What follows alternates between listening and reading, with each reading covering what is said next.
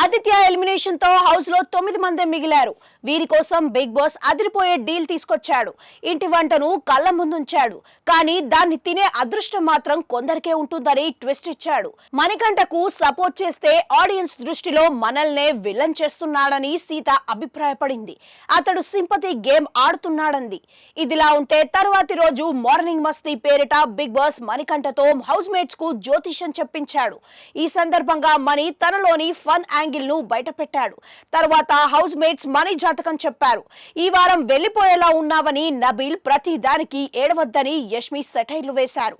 అనంతరం అసలైన ఆట మొదలు పెట్టాడు. మొదటిగా యష్మిని కన్ఫెషన్ రూమ్ లోకి పిలిచాడు బిగ్ బాస్. నిఖిల్ కోసం అతడి అమ్మ చేసిన వంటను, నాగమణికంఠ కోసం అతడి భార్య చేసిన వంటను ముందు పెట్టాడు.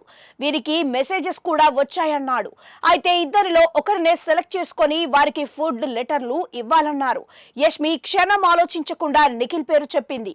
అది విని మణికంఠ గుండె బద్దలైంది. తన భార్య ఏమని మెసేజ్ పంపిందోనని దిగులు చెందాడు.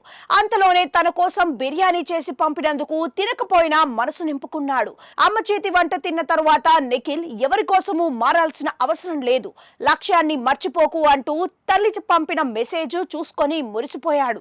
తరువాత కన్ఫెషన్ రూమ్ లోకి వెళ్లిన పృథ్వీ విష్ణుప్రియకు బదులుగా నైనిక కోసం ఆమె తల్లి చేసిన ఇడ్లీ సాంబార్ తీసుకెళ్తానన్నాడు. విష్ణు ముందుగానే త్యాగం చేసేందుకు రెడీ అని హింట్ ఇవ్వడంతోనే పృథ్వీ ఈ నిర్ణయం తీసుకున్నాడు. నువ్వు వారియర్వి, నీ బలం చూపించు అంటూ అమ్మ పంపిన మెసేజ్ చూసి నైనిక మురిసిపోయింది.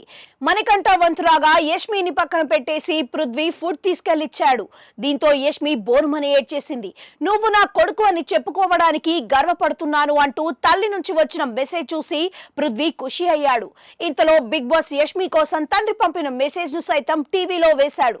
కానీ ఒక లైన్ చదివేలోపే దాన్ని తీసేయడంతో యష్మి ఒక్కసారి మెసేజ్ చూపించు బిగ్ బాస్ అని ఏడుస్తూ వేడుకుంది. కానీ బిగ్ బాస్ కనికరించలేదు. ఒంటరి పోరాటం. ఇంతకీ ఆ మెసేజ్ లో ఏముందంటే, హాయ్ అమ్ము, నువ్వు చిన్నప్పటి నుంచి ఒంటరిగానే నీ పోరాటాలను ఎదుర్కొన్నావు. ఆ సమయంలో నీకు తోడుగా లేను. నీ కలలను సాకారం చేసుకునేటప్పుడు కుటుంబంలో ఎవరూ నీకు సపోర్ట్ చేయలేదు. అయినా నువ్వు వారియర్లా పోరాడావు. మేము తప్పని నిరూపించావు. మేము గర్వపడేలా చేశావు. ధైర్యంగా ఉండు. మిస్ యూ మగలే, ఇట్లు నీ పప్ప అని రాసి ఉంది. తర్వాత కన్ఫెషన్ రూమ్ లోకి వెళ్లిన నిఖిల్, ప్రేరణ, నబీల్, సీత ముగ్గురిలో ప్రేరణను సెలెక్ట్ చేసుకున్నాడు.